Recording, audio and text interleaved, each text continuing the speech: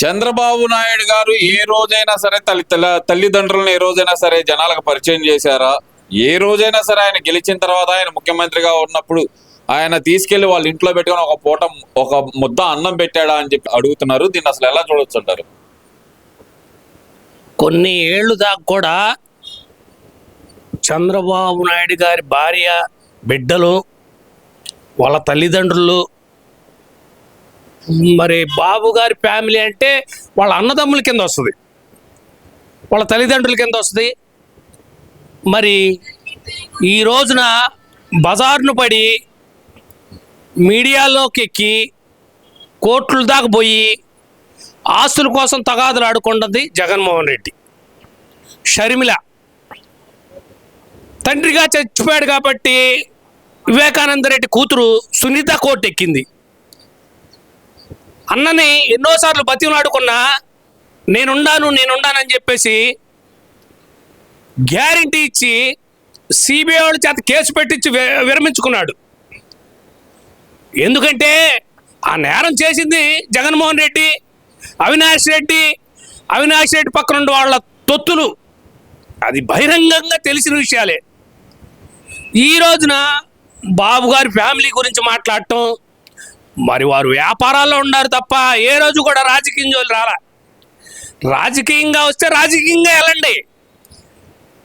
నీతి మాలిన మాటలు మాట్లాడతారు, బూతులు మాట్లాడిస్తారు. మీకు ఒక టీం ఉంది కదా, ఆ గజ్జలగాడ, సజ్జలగాడ, భార్గవగాడ అనేవాడు నీతి మాలిన కొడుకు. ఎంత చండాలపు కాడు అంటే మరి వాడికి అదే అంటారు కదా, నువ్వు ఏ తల్లికి పుట్టావురా? నువ్వు నిజంగా తల్లికి పుట్టావా, లేదంటే ఆకాశం నుంచి భూమి మీద పుట్టావా? ఎందుకు నీతి మాలిన పనులు చేస్తూ? మొన్నటిదాకా మీరేగా అధికారంలో ఉన్నది, 5 నెలల క్రితం కూడా అధికారంలో ఉంది మీరే కదా.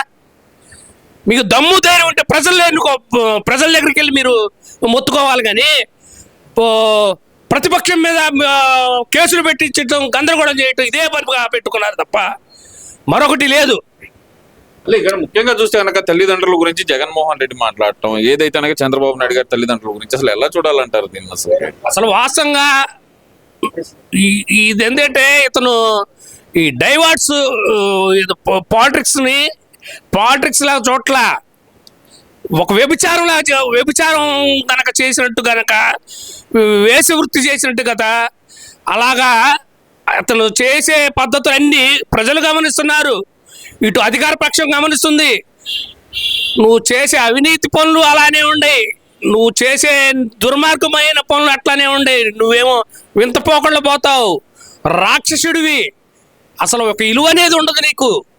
ఒక మానవుడిగా పుట్టావా, లేదా ఏదో భగవంతుడు సృష్టించిన రాక్షసుడిలాగా ఉండావా? ప్రజల కోసం నిన్ను ఎన్నుకోబడి ఆ రోజు నీకు 151 సీట్లు ఇస్తే కనీసం ఆ గౌరవం లేకుండా, ప్రజలకు విలువ ఇవ్వకుండా, నేను వచ్చిన డబ్బంతా పథకాలకు ఇచ్చానని చెప్పేసి బోగసు ఏదో మాటలు చెప్తున్నావు తప్ప మరొకటే లేదు. సరే, ఇక్కడ ఇంకో విషయం కూడా చూసుకుంటే కనుక, ఒకవైపు సోషల్ మీడియాలో అరెస్ట్ అవుతున్న వాళ్ళందరూ చిన్నపిల్లలు అని చెప్పి జగన్మోహన్ రెడ్డి చెబుతుంటే, నా మీద మా అన్నయ్య ట్రోలింగ్ చేయించాడని చెప్పి వైఎస్ షర్మిల గారు చెబుతున్నారు.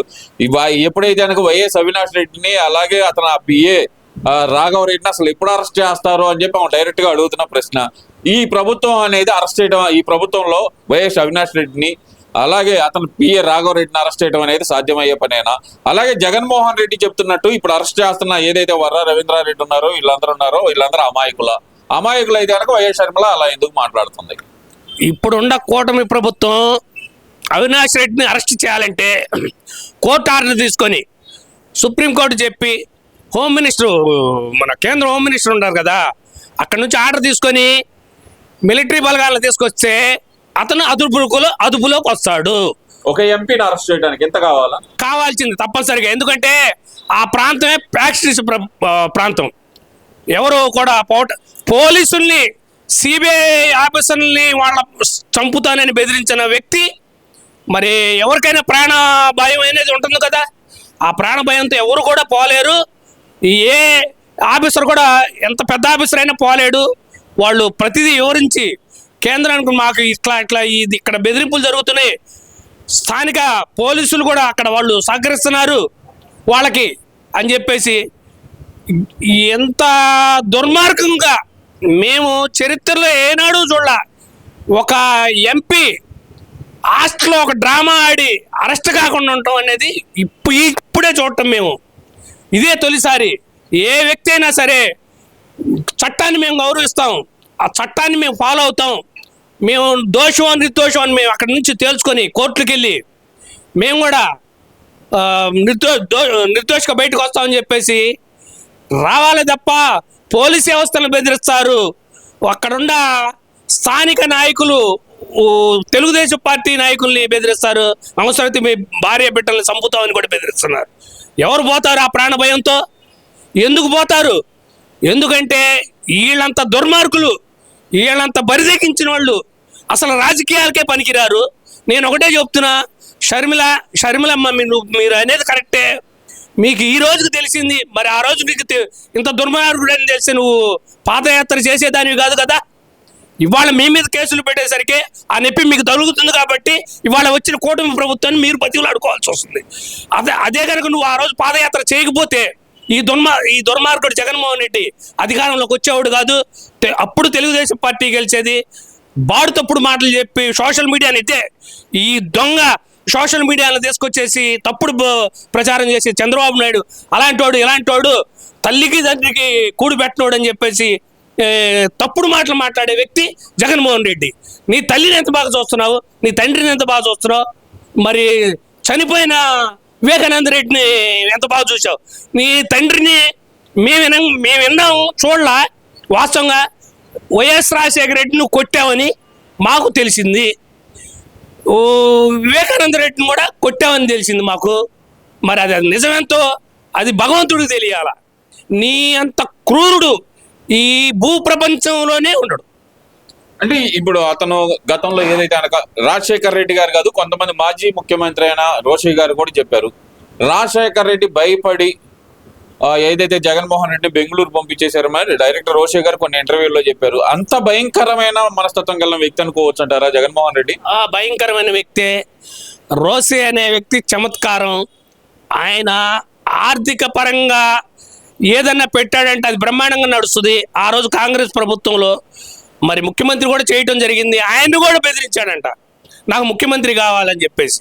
ఆయన భయపడిపోయి, ఎందుకయ్యా ఎటు నాకు చావు దగ్గరికనే వస్తుంది, నాకు 6 అడుగులే ఉంటుంది, నీకు 6 అడుగులే ఉంటుంది అని చెప్పేసి ఆ రోజు విరమించుకోవటం జరిగింది. 1000 కోట్లు సంపాదించిన ఓ నియంత జగన్మోహన్ రెడ్డి 6 అడుగుల స్థానంకే వెళ్తావు నువ్వు. నీ కోట్లు రావు, నీ లక్షల కోట్లు రావు. ఒకటే గుర్తు పెట్టుకో, మానవ సమాజం కోసం పాటుపడు, మానవ సేవే మాధవ సేవ అని ఒక్కటే గుర్తుంచుకో. నేను ఒకటే చెప్తున్నా, అది చాలు.